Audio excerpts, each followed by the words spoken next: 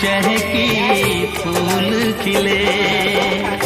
आने वाले सब आए हैं, आने वाले सब आए हैं, लेकिन तुम कब आओगे, लेकिन तुम कब आओगे, लेकिन तुम कब आओगे, लेकिन तुम कब आओगे।